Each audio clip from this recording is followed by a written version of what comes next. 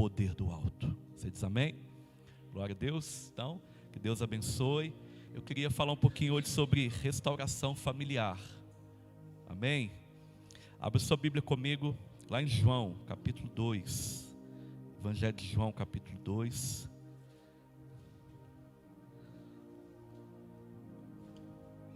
Hoje pela manhã tivemos um culto aqui maravilhoso. Glória a Deus. Presença de Deus poderosa. Muitas pessoas aqui, buscando ao Senhor também pela manhã. E agora à noite tenho certeza que Deus tem algo muito grandioso para derramar no nosso coração. Amém? Evangelho de João, capítulo 2. Você pode ficar sentado como está, não tem problema. Nós vamos ler do versículo 1 até o versículo de número 11. Ok? Se você tiver sem a Bíblia, pode acompanhar aqui no telão, E pode acompanhar conosco, em nome de Jesus, a leitura dessa palavra. Ok? Diz assim: 3 dias depois, houve um casamento em Caná da Galileia. E a mãe de Jesus estava ali. Jesus também foi convidado com seus discípulos para o casamento. Diga assim: Jesus foi convidado. Amém? Continuando aí, versículo 3. Tendo acabado o vinho, a mãe de Jesus lhe disse: eles não têm mais vinho. Mas Jesus respondeu: por que a senhora está me dizendo isso? Ainda não é chegada a minha hora. Então ela falou aos serventes: façam tudo o que ele disser. Versículo 6. Estavam ali 6 potes de pedras, que os judeus usavam para as purificações. E em cada um cabiam cerca de 100 litros. E Jesus lhe disse: encham de água esses potes. E eles os encheram totalmente. Então lhes disse: agora tirem um pouco e levem ao responsável pela festa. Eles o fizeram. Quando o responsável pela festa provou a água transformada em vinho, repare bem, irmão, provou a água transformada em vinho. Ele não sabia de onde tinha vindo, por mais que os serventes que haviam tirado a água soubessem. Então o noivo chamou e disse, os convidados chamaram o noivo e lhes disse: todos costumam servir primeiro o vinho bom, e quando já beberam muito, servem o vinho inferior. Você, porém, noivo, guardou o melhor vinho até agora. Assim, em Caná da Galileia, Jesus deu início aos seus sinais. Ele manifestou a sua glória e os seus discípulos creram nele. Amém? Feche seus olhos mais uma vez. Peço ao Senhor para falar com você. Eu sei que falar de família é algo muito desafiador e mexe com o império das trevas. Mas eu sei também que a glória de Deus está nesse lugar e anjos acampados ao derredor desse lugar estão com espadas de fogo e estão guerreando as guerras invisíveis pela qual nós não estamos vendo. Em nome de Jesus, Senhor, fala o nosso coração. Nos conduz a esse ambiente de entendimento e revelação da Tua palavra. Mexe mesmo, Senhor, com paradigmas, sofismas, ideias concebidas de maneira errada, incompletas, equivocadas. E conserta, Senhor, dentro do nosso coração e da nossa mente, todo princípio que não existe ou que não está em conformidade com a Tua palavra, Senhor. E traz na nossa vida o ensino que só a Tua palavra pode nos dar. É que nós oramos e pedimos em nome de Jesus. Amém. Querido, esse texto é muito conhecido e a história de todos os milagres de Jesus é uma história muito linda. Eu sou fascinado assim com os encontros de Jesus. A maioria das minhas mensagens, elas contêm os encontros de Jesus, sabe? O ministério de Jesus sendo revelado para nós, as ações de Jesus, o que Jesus ensinava, o que Ele fazia. E toda a nossa doutrina bíblica, ela é uma doutrina neotestamentária. O que é isso? É uma doutrina fundamentada no Novo Testamento, amém? E nosso alvo é olhar para Jesus e ter Ele como exemplo, como modelo, e pedir ao Espírito Santo que desenvolva em nós o caráter de Cristo, que são o fruto do Espírito, que é o fruto do Espírito. E essa é a obra da santificação, essa é a obra que o Senhor opera em nós. Esse é o que eu chamo de lapidar do Senhor, o molde que o Senhor está fazendo. E isso não tem a ver só com a gente, não tem a ver só comigo, mas isso tem a ver também com os ambientes que eu estou, isso tem a ver com tudo aquilo que eu compartilho e faço parte. Então, a obra que Deus opera em nós, a obra que o Senhor está fazendo em nós, aquela grande obra que a Bíblia fala que aquele que começou não terminou, mas Ele é fiel para cumpri-la, né? E Ele está fazendo. Essa obra não tem a ver só comigo, não tem a ver só com o meu individual, não tem a ver só com aquilo que eu recebo, mas tem a ver com o ambiente a qual estou inserido. E é por isso que nós ministramos aqui sobre família, por isso nós estamos falando de família. Porque, querido, tudo aquilo que você recebe da palavra de Deus, você tem um desafio: aplicá-la na sua vida e ensinar também para alguém, compartilhar com alguém. E é interessante porque nesse compartilhar, o maior desafio é nem usar palavras, mas é com o nosso próprio testemunho a gente conseguir influenciar alguém e trazer alguém para mais perto de Jesus. Então, todo cristão, ele precisa ter isso em mente. Todo discípulo do Senhor, ele precisa ter isso em mente, que ele recebe aquela palavra que Isaías diz que não volta vazia, ela opera no seu coração e nutre ele, traz saúde espiritual, edifica, opera algo maravilhoso, mas também o mune, né? Assim, coloca ferramentas na sua mão para que ele possa compartilhar isso. E nesses dias, quando nós estamos falando de família, nós estamos desafiando você a trazer princípios para dentro do lar que talvez estão esquecidos. Estamos desafiando você a reunir com a sua família, ter um tempo de oração, ter um tempo de leitura da Bíblia, ter um tempo de adoração. Essa semana enviamos aí, né, para quem está no grupo aí do WhatsApp da igreja. Se você não está depois, entra aí, pega com a gente, dá um sinal de fumaça, fala: pastor, eu quero também, né? A gente enviou um roteirozinho assim, para te ajudar, né? E, sabe, eu desafio você. Sabe, irmão, uma das coisas que a igreja vai precisar entender agora, nesse momento, mais do que nunca, é o sacerdócio de cada crente. Sabe, esse é o tempo que a igreja não vai poder mais ficar dependente do pastor, do líder, de alguém que a alimente. Não, é óbvio que essas figuras são importantes. Todo mundo precisa prestar conta para alguém, todo mundo precisa ter alguém que o oriente, sim, mas ele não pode se tornar dependente. A Bíblia diz que há um sacerdócio universal, um sacerdócio real para o crente. O que é isso? O crente agora, ele não precisa de um terceiro que vá até a presença de Deus. Para quê? Para apresentar a ele os seus sacrifícios. Ele não precisa disso. Alguém que se exponha à presença de Deus para clamar pelo perdão, isso não é necessário. Na nova aliança, Mateus ministrou aqui e disse: o véu se rasgou e agora nós entramos à presença de Deus por um novo vivo caminho, que é Jesus Cristo. Então, o meu maior desafio como pastor é dizer para você que você, não importa o tempo que você tem no Evangelho, não importa com a sua experiência com a palavra ainda, não importa o quanto você tem de habilidade, não importa, mas você precisa entender isso, irmão. Existe um sacerdócio que só você pode exercer.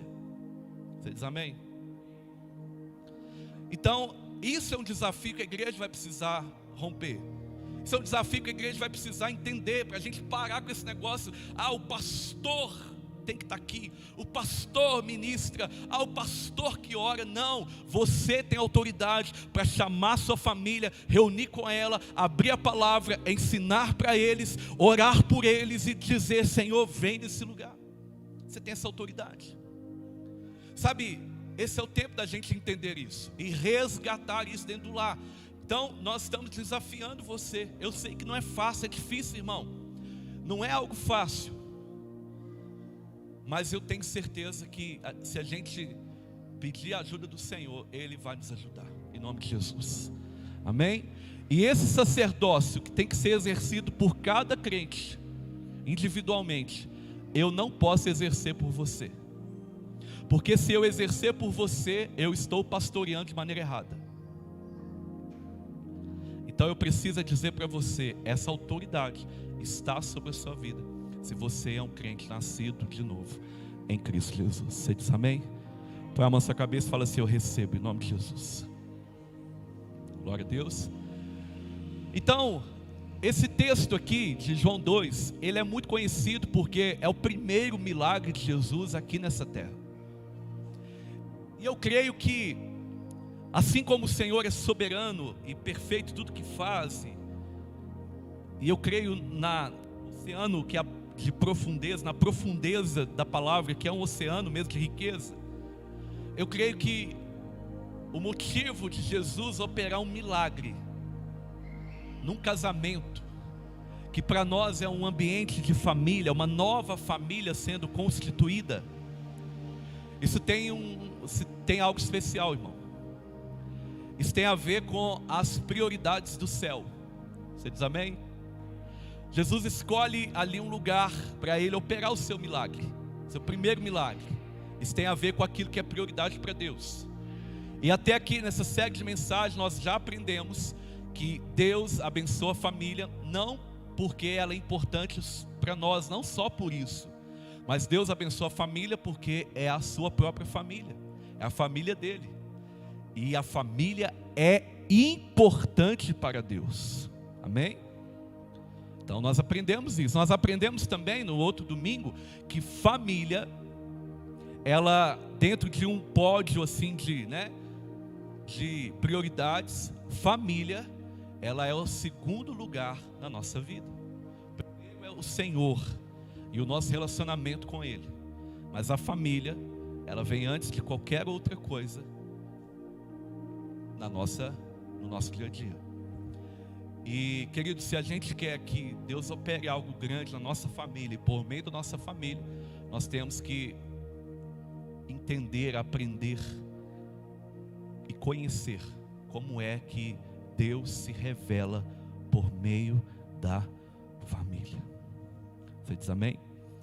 Agora presta atenção no texto. Jesus está num casamento. Os casamentos naquela época, os casamentos dos judeus, eles não eram apenas uma cerimônia num dia e por ali acabou, todo mundo vai embora para casa. Não, o casamento, a festa de casamento durava muitos dias. Muitos dias. Então você concorda comigo que se você tem uma festa que vai durar muito dia, e que tem um elemento que talvez é o mais importante da festa, que é o vinho, que é o sinônimo de alegria, né? De festa, de festejar mesmo. Você concorda comigo que você precisa estar bem preparado para esse vinho? Eu creio aqui que duas coisas podem ter acontecido. Duas coisas. Ou aqueles que prepararam a festa, que geralmente são as famílias dos noivos, né? Eles não se prepararam corretamente. Como o Senhor Jesus ensinou, né? Quem é que vai construir uma torre que antes não calcula o quanto que isso vai custar, né? Ou eles não se prepararam adequadamente, ou uma outra coisa, ou o povo bebeu mais do que costume, ou ainda acho uma terceira, ou foi muito penetra. Sim ou não? Ou foi muito penetra. Mas eu prefiro acreditar, irmão, que há coisas que acontecem para a manifestação da glória de Deus. Amém? Agora, um detalhe me chama a atenção nesse texto, nessa história, que é o seguinte: a Bíblia diz que Jesus foi convidado para a cerimônia. Jesus foi convidado para a festa. E certamente, querido, Jesus estava ali como os demais participantes, pronto para participar todos os dias. Jesus estava ali para participar e celebrar com aquela família. Porque Jesus, ele tem prazer em celebrar aquilo que é importante. Sabe, é um erro você achar que quando você celebra o aniversário, a sua formatura, né? Sei lá, uma conquista na sua vida, algo muito importante, é um erro você achar que Jesus não se importa com isso. Pelo contrário, é Jesus que está proporcionando isso na sua vida. É por isso que toda grande conquista, irmão, a primeira coisa a se fazer é dar honra e glória para o Senhor. É por isso que você não pode passar, não tem jeito de você fazer uma festa sem o Senhor. Não tem como. Não tem jeito. Não tem como você fazer uma festa que o Senhor não vai. Um dia perguntaram para mim: pastor, você acha que eu devo servir bebida alcoólica para quem vai na festa que não é crente? Eu falei: uai, depende, é o convidado de honra. Se o convidado de honra é Jesus, você vai querer agradar quem? Jesus, aí. É ou não é? E aí eu me lembrei de uma frase do pastor Lucim que disse assim, né? Uai, quando eu vou na festa deles, eles não me servem Santa Ceia. Está entendendo, irmão? Então se trata mais do que o poder e não poder. Se trata de um princípio que às vezes a gente está quebrando. A grande pergunta é: Jesus iria nessa festa? Jesus teria prazer em chegar e dizer assim: olha, esse é meu filho amado, quem me compraz? Nessa festa, Jesus teria prazer de sentar à mesa com todo mundo, sem algo que estaria quebrando o que ele mesmo ensinou? Essa é a grande pergunta. E se você fizer essa pergunta, você já achou sua resposta. Em algo que é dedicado ao Senhor, porque toda conquista é para o Senhor. Seja a formatura da faculdade, seja o aniversário, seja o casamento, seja o noivado, seja o mêsversário, seja o que for, a celebração, ela é para o Senhor. Amém? E eu sou muito adepto desses princípios. Então já está aí sua resposta, você já sabe. Agora Jesus está nesse casamento, e a Bíblia diz que ele foi convidado. E meu irmão, Jesus não andava sozinho. Jesus, como um bom mestre, todo o ambiente que ele estava era uma oportunidade dele ensinar alguma coisa para os seus discípulos. E a Bíblia diz que os discípulos de Jesus estavam com ele. Num determinado momento da festa, a mãe de Jesus, Maria, ela fica sabendo, né, que o vinho acabou. E ela chega para Jesus, não reivindicando nada, como alguns pensam. Não, ela chega: Jesus, não tem mais vinho não. Não estava mandando Jesus fazer nada, como muitos pensam, não. Porque Maria sabia muito bem que Jesus era o Senhor da vida dela. E quando ela teve a notícia de que iria trazer no seu ventre o Salvador, ela cantou um cântico dizendo: a minha alma engrandece o Senhor, e meu espírito se alegrou em Deus, meu Salvador. Está entendendo isso, irmão? Está entendendo isso? E aí Jesus, ele tem essa informação de que o vinho acabou, mas aquilo não está pegando Jesus de surpresa, porque Jesus é onisciente. E a Bíblia diz então que Jesus, ele dá a ordem lá para os serviçais para encher umas talhas de água. E talvez eles não entenderam o que Jesus ia fazer. Eu penso que talvez no momento de ignorância até alguém tinha pensado: uai, será que vão servir água agora? Será que eles vão servir água agora? O vinho acabou. E aí a Bíblia diz que Jesus ali opera um milagre e manda servir o vinho aos convidados da festa. E logo depois vem um testemunho. Os convidados chamam o noivo e falam assim: olha, todo mundo que vai fazer uma festa, eles servem o melhor vinho no começo. Por quê, irmão? Porque aí as pessoas bebiam, se embriagavam e depois não sentiam gosto de mais nada. E eles deram testemunho: mas você deixou o melhor para o final. E aquele veio o testemunho. Sabe, deixa eu te falar uma coisa.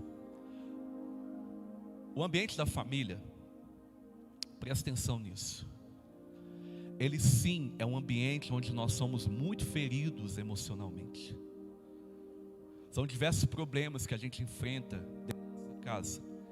E de pessoas, irmãos, que a gente nunca esperava acontecer. Nunca esperava. Pessoas mais próximas de nós são aquelas que nos feriram. Deixaram em nós estigmas, marcas. Eu quero dizer para você que não são irreparáveis, porque o Senhor Jesus, Ele pode todas as coisas. Mas o ambiente familiar é um ambiente onde a gente é muito ferido. Mas, querido, o ambiente familiar também é o ambiente onde o nosso Senhor, onde Deus opera grandes milagres e transformações. O problema está na maneira como eu vejo esse ambiente. Presta atenção, querido. Se eu vejo a minha família somente como um problema, somente como algo penoso, como uma cruz para ser carregada, é isso que vai ser. É dessa forma que eu vou me posicionar espiritualmente. É dessa forma que eu vou agir dentro de casa. É dessa forma que eu vou reagir às coisas. Por quê? Porque eu vejo dessa maneira. Salomão diz que nós somos aquilo que nós pensamos. Nós fazemos aquilo que nós pensamos. O apóstolo Paulo diz que quando ele era menino, ele pensava e agia como menino. Mas depois que ele cresceu, amadureceu, virou homem, ele não faz mais coisa de menino. E quando Paulo fala disso, ele não fala só de ter desenvolvido o seu corpo, mas ele fala de ter crescido em entendimento, maturidade. E sabe, querido, às vezes nós achamos o seguinte: falar de família, pastor, tem que ser num congresso de família, tem que ser num congresso de casais. Vai falar de família para jovem, para adolescente, num culto de domingo que tem aqui, ó, jovem, adolescente, criança, adulto, né? Pessoas solteiras, pessoa casada, filhos. Sabe, eu entendo que o nosso desafio está além de compreender papéis familiares. O nosso desafio, ele é entender como que Deus vê a família, como que Deus se importa com a família, é o que nós já vimos até agora.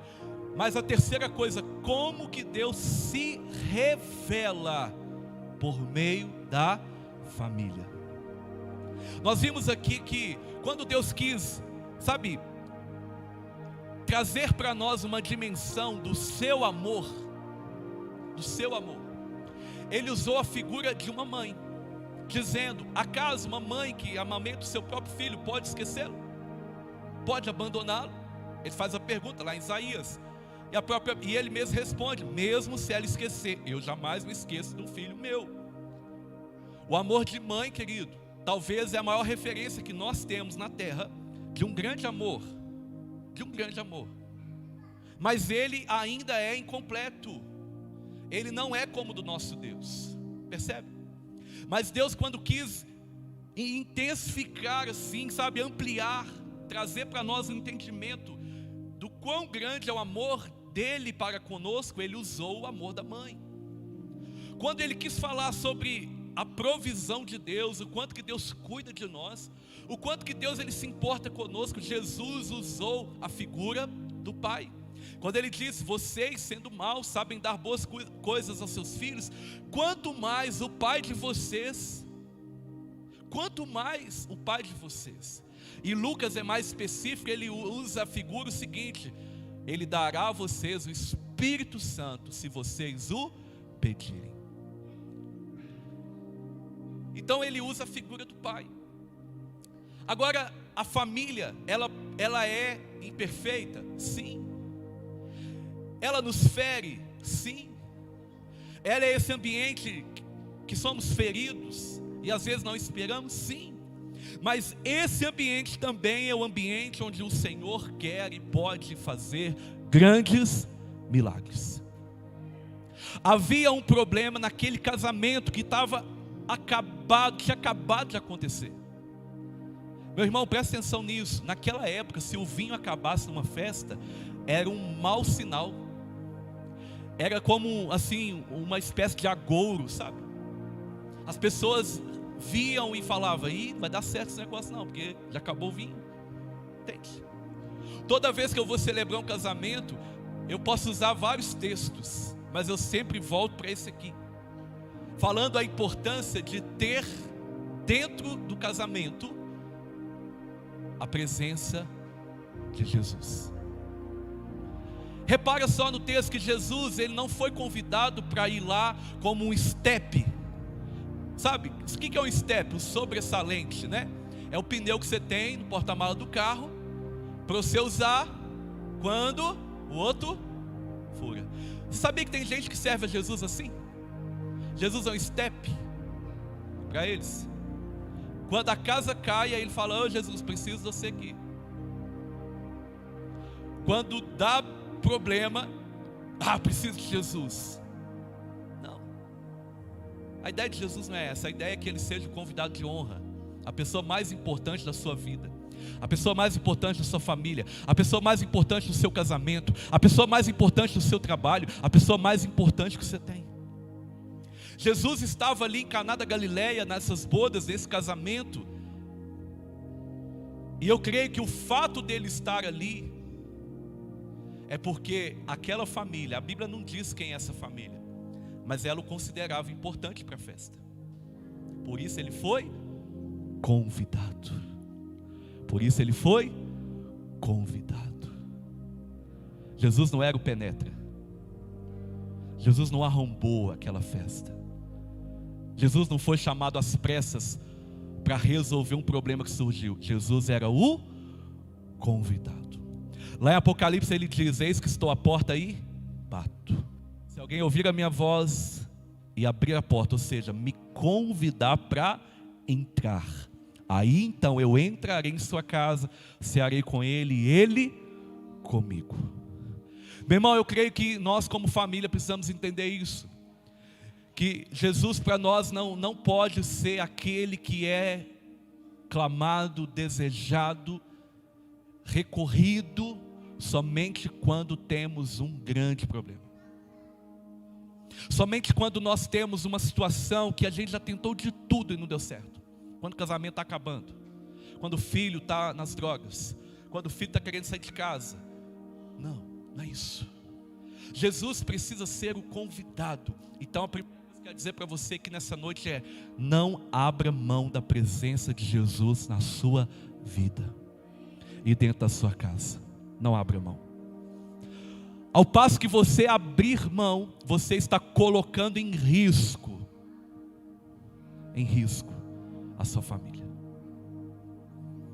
Primeira coisa, se você precisa de uma restauração na sua família, seja no seu casamento, seja numa relação com o filho, seja numa relação com o pai, com o irmão, não sei, se tem acontecido algo lá que está difícil, irmão, convide Jesus, não para resolver o problema e ir embora. Não entre na fila da bênção para você receber a bênção e depois abandonar o dono da bênção. Não. Convide Jesus para habitar na sua casa. Convide Jesus para ser a pessoa mais importante. Faça uma morada para Ele, deixe Ele morar. Deixe Ele morar. A gente precisa entender isso, querido. E não é pelo fato que eu entreguei minha vida para Jesus que isso de fato está acontecendo. Não. Quando Jesus escreve para a igreja lá em Apocalipse e fala: eu estou à porta e bato, Ele está falando com cristão, Ele está falando com a igreja, Ele está falando com gente como eu e você, crente no Senhor Jesus, nascido de novo, salvo, mas um povo que entrou para dentro da sua casa, entrou para dentro dos seus, do seu clube, fechou Jesus do lado de fora. Eu quero te perguntar aqui: em que lugar Jesus está na sua casa? Onde Jesus está? Onde Jesus está?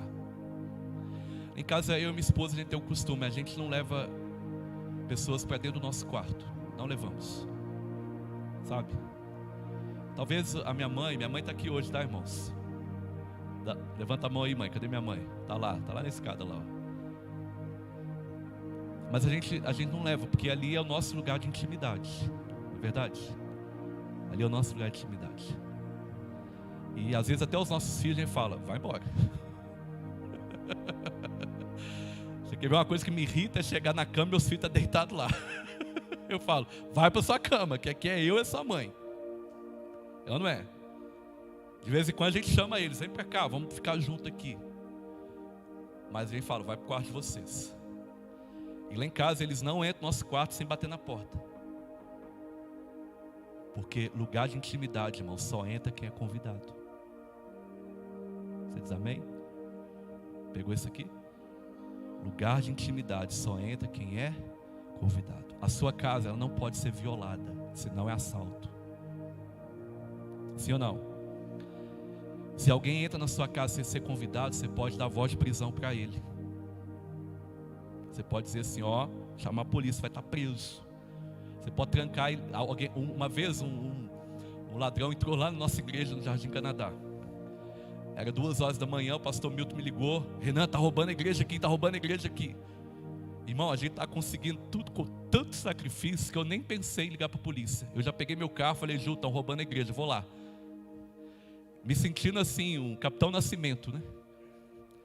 E aí entrei no carro, aí eu só perguntei ao pastor, já ligou a polícia? Já, mas estão aqui, estão batendo. E o cara estava arrombando a porta lateral da igreja, do prédio. O pastor Milton morava na casa pastoral em cima. E ele ouviu, e quando ele abriu a janela, ele viu. Aí eu peguei meu carro, passei correndo em frente, olhei, não vi nada. Quando eu voltei, a polícia chegou e eles acharam que eu era assaltante. Quem eu sei, assim, ó. Eu falei, não, eu sou da igreja, eu estou com a chave para abrir o portão para vocês. Aí um policial me conhecia, falou, não, ele é daqui mesmo. Olha para você ver, irmão, como é que a gente ama a casa de Deus. E sabe o que aconteceu? Aí nós abrimos o portão e a polícia entrou, o ladrão tinha escondido dentro do banheiro. E eles prenderam ele, deram voz de prisão, levaram para a delegacia e foi um processo doloroso.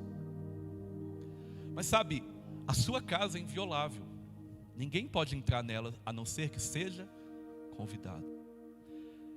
E Jesus também respeita essa regra.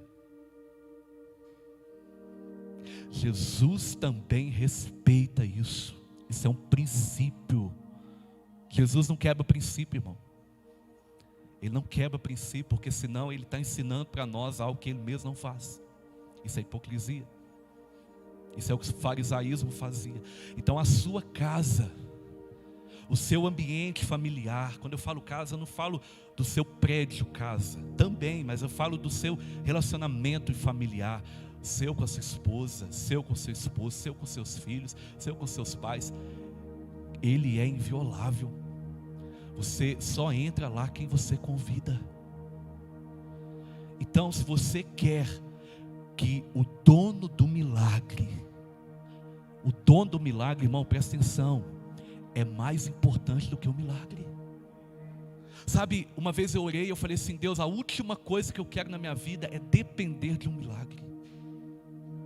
Porque depender de um milagre, irmão, é quando não tem mais jeito de nada. Sabe, é depender. Eu falei assim, eu não quero depender de um milagre. Mas ainda assim, se eu depender, eu não quero depender do milagre, eu quero depender do Senhor. Eu orei dessa forma. E depois eu fiquei perguntando, será que é pecado falar isso? Sabe? Então presta atenção no que eu vou te dizer. O dono do milagre é mais importante do que o milagre. Se Jesus não está na sua casa como convidado de honra, o milagre não acontece. O milagre não vem. Ah, pastor, mas é muito difícil porque o meu marido não serve a Jesus, mas você serve. Então você o convida para entrar. Os meus filhos não servem Jesus, mas você serve. Você convida Jesus para habitar ali. E não abra mão da presença dele. Por quê? Porque ele tem a restauração, a salvação que a sua família precisa. Ele tem. Então, meu irmão, nós vamos precisar mudar a nossa perspectiva. Vamos precisar mudar o nosso entendimento se a gente quer viver uma restauração da família. Vamos precisar entender que Jesus tem que ser o mais importante na minha casa. Mais importante. E quando ele for o mais importante, no momento que você precisar de um milagre, de algo que só ele pode fazer, deixa eu te falar algumas coisas que só Jesus pode fazer. a conversão dos seus filhos, só Jesus pode fazer. A conversão do seu cônjuge, só Jesus pode fazer. Está entendendo isso? O milagre do vinho, só Jesus pode fazer. No momento que você precisar disso, quem que vai estar ali dentro como convidado? Jesus. E sabe outra coisa que me intriga nesse texto? É que a Bíblia não revela, a Bíblia não traz, mas é uma conjectura.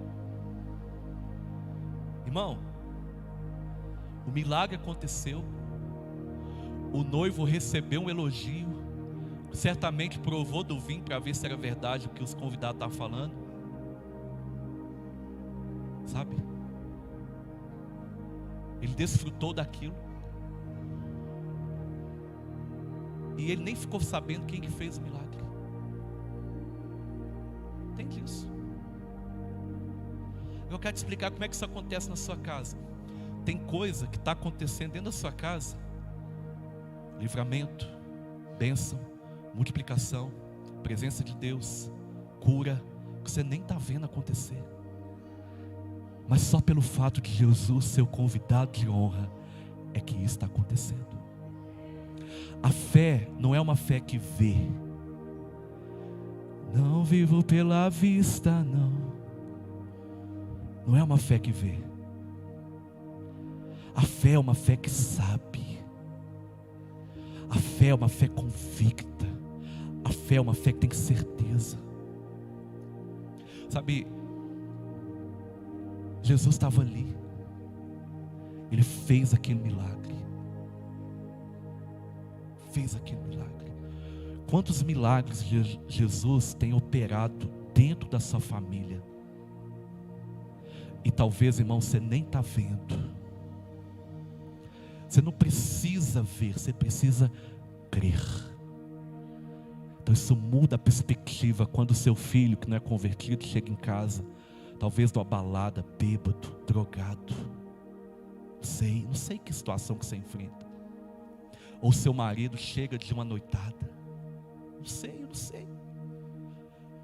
Mas você que serve a Deus e convidou Jesus para ser o convidado de honra, você olha para aquela situação, você fala assim: eu sei que Ele está aqui, e eu sei que Ele está fazendo alguma coisa, eu sei que Ele está operando.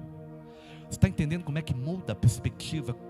Mudar o entendimento, como é que muda a nossa posição, a nossa resposta às adversidades? Está entendendo? Isso é ser a mulher sábia que edifica o lar. Isso é ser o pai que disciplina os seus filhos no Senhor. Isso é ser o marido que ama a esposa, assim como Cristo amou a igreja. Porque a família não é importante só para Ele, mas é também para o Senhor. Entende? Então não paro. Pelo contrário, eu sei que Jesus está ali, eu tenho convicção. Eu tenho clamado pela presença dEle. Eu tenho invocado o seu nome dentro da minha casa. Então eu sei que Ele está prestes a fazer um milagre. Talvez o vinho está acabando, mas se Ele está presente, não vai faltar vinho. O vinho pode significar, irmão, a alegria, a felicidade, o amor. O amor. Sabe, ontem nós tivemos a informação que em Congonhas, pasmem com isso, Congonhas, no período da pandemia, o número de divórcio aumentou 200%. 200%. O número de entrada de papéis no cartório, pedido de divórcio, 200%. Eu fui para casa com aquela informação, eu falei: meu Deus, tem misericórdia. E meu irmão, vou te falar a verdade, e sabe o que mais dói meu coração? É que muitos ali, com certeza, são cristãos. Cristãos que abriram mão da presença de Jesus no seu lar. E quando a adversidade veio, a falta veio, o amor se esfriou, não havia ninguém que pudesse operar o milagre. Está entendendo isso? Então, meu filho, por favor, não abra mão da presença de Jesus no seu lar. Não abra mão da presença de Jesus na sua casa. Porque quando você tiver um problema, uma adversidade, uma diferença, sabe, querido, algo complicado que nós estamos sujeitos a passar, alguém te ferir, alguém te magoar, dentro da sua própria família, Deus está ali, Jesus está ali, o dono do milagre está ali, e Ele opera a cura, Ele opera a restauração, Ele opera a transformação, Ele faz nascer o amor novamente. Está entendendo isso? Ele amplia o amor, Ele amplia a paciência, a mansidão, a alegria, a felicidade. Se é um problema financeiro, Ele te ajuda a administrar bem, Ele te ensina, Ele te orienta. Então não abra mão da presença de Jesus. Sabe, tem muita gente abrindo mão da presença de Jesus. Tem muita gente. E quando você abre mão da presença de Jesus, irmão, sabe o que entra na sua casa? O mundanismo. Mundanismo. As práticas mundanas, elas entram. Hoje pela manhã, eu dou muito exemplo aqui da minha casa. Minha família não é perfeita não, irmão. Ontem a gente reuniu, né, minha irmã, na mesa, ficamos até mais de 1 hora da manhã, orando não, falando, conversando, né, e nos edificando mutuamente. Quando a gente estava ali, a gente começou a lembrar de coisas que nós vivemos no passado. E hoje pela manhã eu me lembrei uma vez que a gente levou umas músicas bem imorais lá para dentro de casa, sabe? Na época do Furacão 2000. Alguém dessa época? O proibidão do funk, lembra? A gente levou lá para dentro de casa, assim, escondido da minha mãe. Porque a minha mãe sempre disciplinou a gente. Minha mãe nunca abriu mão da presença de Deus na nossa casa depois que ela conheceu Jesus. Minha mãe, ela sempre nos ensinou. E se hoje eu sirvo a Deus, minha irmã serve a Deus, meu irmão serve a Deus, é porque é minha mãe que está ali, ó. Ela nos ensinou o bom caminho. Ela nos ensinou não a ir para a igreja, mas ela nos ensinou a conhecer Jesus, que é o mais importante. Tem muitos pais que estão ensinando seus filhos a ir para a igreja. Quando eles crescem, eles se desviam. Você não tem que ensinar seu filho a ir para a igreja, você tem que ensinar ele a amar Jesus. Está entendendo? É diferente. O caminho não é o caminho da igreja, o caminho é Jesus, que é o caminho, a verdade e a vida. Aleluia! Você está entendendo isso aqui nessa noite? Então não acha, vamos lá, que ele ainda está aprendendo. Não, pega aí, você senta com ele e explica para ele. Por isso você tem que ter um momento em casa de conversar e perguntar: filho, qual que é a imagem que você tem de Jesus? Filho, quem é Jesus na sua vida? Quem é Jesus para você? Entenda isso. E esse valor, essa responsabilidade, ela é sua. Ela não pode ser terceirizada para ninguém. E aí naquele proibidão do funk, um dia minha mãe pega minha irmã ouvindo, e eu lá aplaudindo, apreciando e até balançando as perninhas. E com o mesmo fio que a minha mãe tirou da tomada, ela já deu uma lapada em mim e outra na minha irmã, sabe? E eu lembro de uma frase que ela falou: eu estou criando meus filhos para Deus, não para o mundo. Quantas casas de cristãos, servos de Deus, que o mundanismo já entrou? Quantas? Quantas? Que se alguém pergunta na rua: você sabe onde é que fica fulano crente? Não, aqui não tem ninguém crente não. Aqui todo mundo é igual. Que crente? Não. Casa de crente antigamente, irmão, era ponto de referência no bairro. Sim ou não? Se fosse hoje no GPS ia falar: depois da rua, aí tem a Fátima crente. Está, o seu endereço chegou. Não é? Se tivesse GPS naquela época. Quando você abre mão da presença de Jesus, o mundanismo entra. E aí vem tudo que é imoral com o mundanismo. Vem imoralidade. Vem o desejo de quebrar princípios, de pecar. Porque a gente passa a brincar com o mundo, a flertar com o mundo. Tiago fala que a gente não pode ser amigo do mundo. João também diz isso. Então nós não podemos vacilar com o mundanismo. E o grande problema é que a gente fala assim: não, pastor, você está muito retrógrado, você está muito tradicional, você está muito crente. Tem nada a ver. Mas é isso que a gente está ensinando para os filhos, é isso que a gente está permitindo. E isso pode ser qualquer coisa, até uma prática imoral. E quando isso acontece, Jesus não habita no mesmo ambiente que trevas habitam. Porque se Jesus está presente, as trevas são dissipadas. Mas se você continua trazendo trevas e permitindo trevas entrar, querido, sabe, não é Jesus que sai, é você que prende ele do lado de fora. Entende? Então não permita essas coisas entrarem da sua casa. Ah, pastor, lá em casa eu não posso olhar o telefone do meu filho, porque meu filho não deixa. Uai, peraí, quem que é a autoridade do celular? Nossa, se eu mexer no aparelho dele, ele... Ei, se você não olhar agora, daqui a pouco não adianta você olhar não. Ele já foi induzido, ele já foi levado para um monte de coisa, que daqui a pouco você vai ter dificuldade.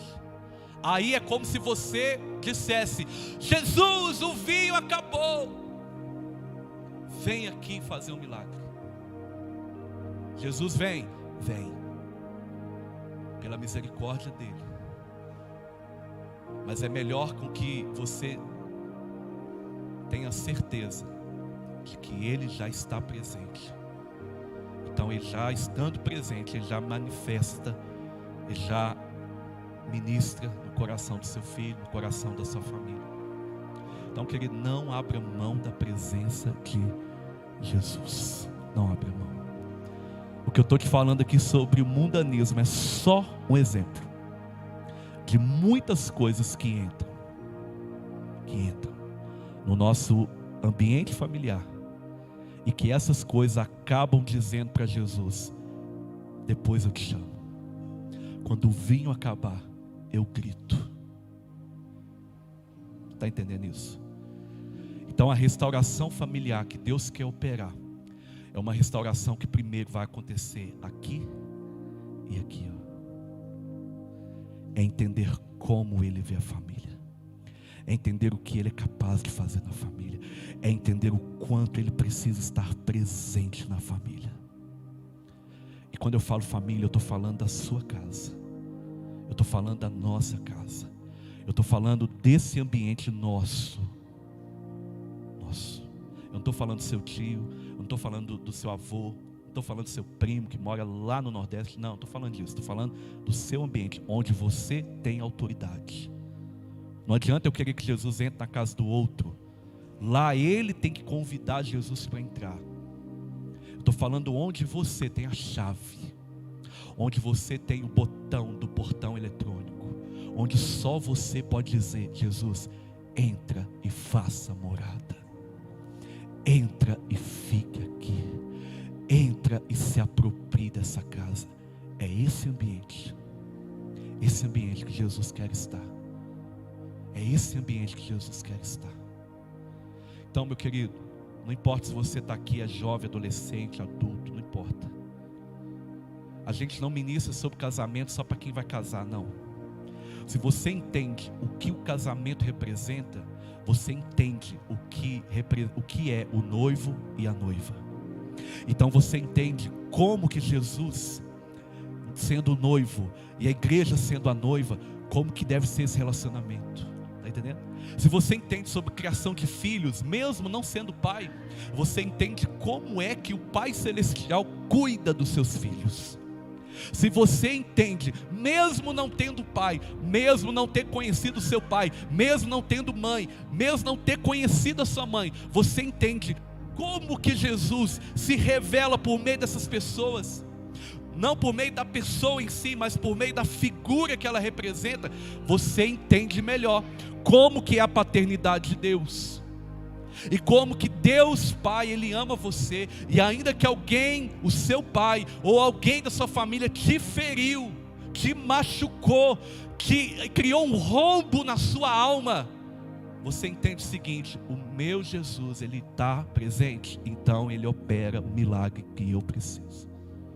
Você pode dizer amém? Eu queria convidar você para ficar de pé no seu lugar. Eu quero orar pela sua vida.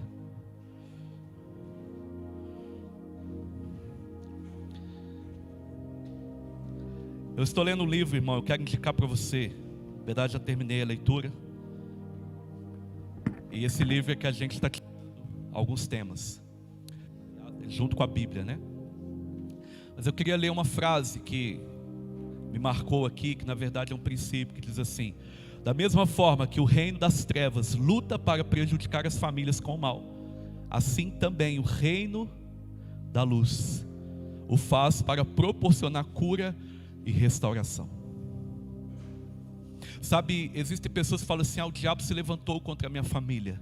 Se levantou? Se levantou.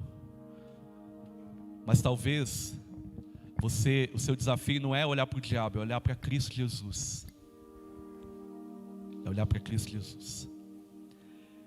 Então eu creio que se o diabo tem tentado algo contra a sua família, contra seu casamento, contra os seus filhos, eu creio que o Senhor quer que você entenda aqui nessa noite, meu irmão, quer que isso brote no seu coração, de que o reino da luz, o reino de Deus, Jesus Cristo, nosso Senhor, Ele também quer estar presente para operar o grande milagre que você precisa. Sabe, essa noite é a noite da gente reconhecer que nós não podemos abrir mão da presença de Jesus na nossa casa, da presença de Jesus no nosso lar, no nosso casamento, com os nossos filhos, com a nossa esposa, com os nossos pais. Não posso abrir mão, porque se eu abrir mão, querido, se eu abrir mão, pode ser que eu precise de um milagre. Pode ser. Agora, se o dono do milagre está presente, pode ser que você nem precise orar por milagre, porque Ele estando ali, Ele já sabe do que você precisa. Lá em Malaquias, no último versículo, o profeta diz assim: Ele converterá o coração dos pais aos filhos e dos filhos aos pais, para que Deus não castigue a terra com maldade. Quando o coração está voltado para o pai, e o coração dos pais estão voltados para os filhos, ou seja, há uma harmonia familiar, há uma comunhão familiar. Sabe o que acontece? A bênção de Deus está sobre nós, e estando debaixo dessa bênção, nós desfrutamos dessa bênção. Agora, quando há essa desintegração e a briga, conflito, nada resolvido, aquilo que a gente insiste em guardar, raiz de amargura, rancor, sabe o que acontece, irmão? A bênção continua lá, mas eu saio debaixo da bênção. E quando eu saio debaixo da bênção, eu estou por conta própria, então as coisas se tornam muito mais penosas. Então a minha oração aqui, junto com você, chama Jesus para dentro. Chama Jesus para a sua vida, chama Jesus para as suas comemorações, chama Jesus para o seu casamento, chama Jesus para a criação dos seus filhos, chama Jesus para o seu lar, chama Jesus para a sua casa, chama Jesus para a sua casa, e não abra mão da sua presença. Eu queria que você agarrasse quem é da sua família aí agora, se una a Ele. Se é o seu marido, está aí, se una a Ele. Se é a sua esposa, são seus filhos, se una a eles. Agora nós estamos ministrando. Se você está aqui sozinho, não tem problema, se una agora em oração, interceda, feche seus olhos, irmão, feche seus olhos. Esse momento final é o momento que Deus vai ministrar o teu coração. É o momento que, na verdade, Deus já ministrou pela palavra. É o momento que você precisa tomar uma decisão. Esse momento final é o momento que você diz assim: eu quero viver essa palavra, eu quero viver essa realidade, eu quero viver isso, eu quero viver Jesus na minha casa.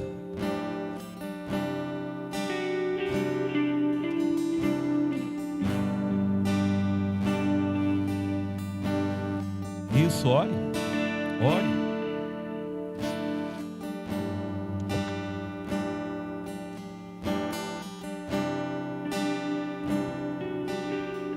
Te agradeço pela minha família,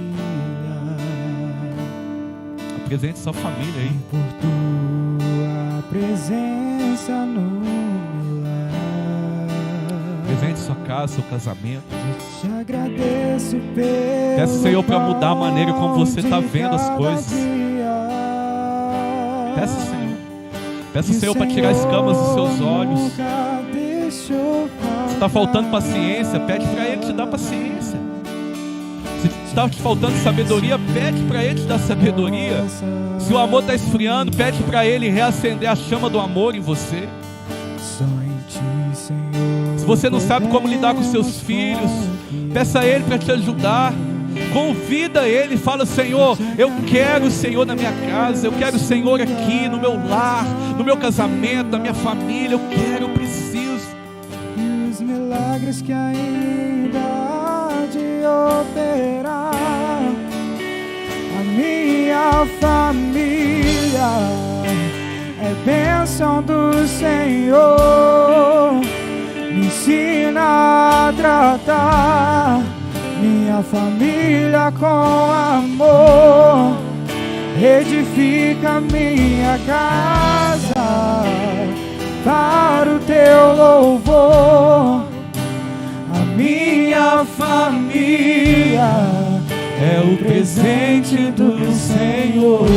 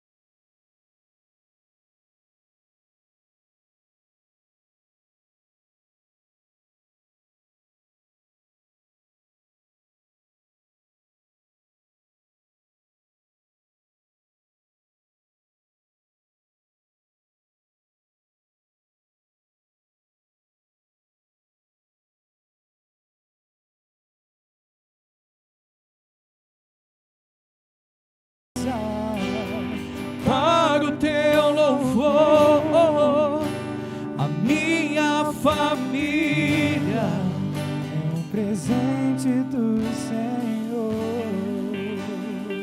Assim, em Caná da Galileia,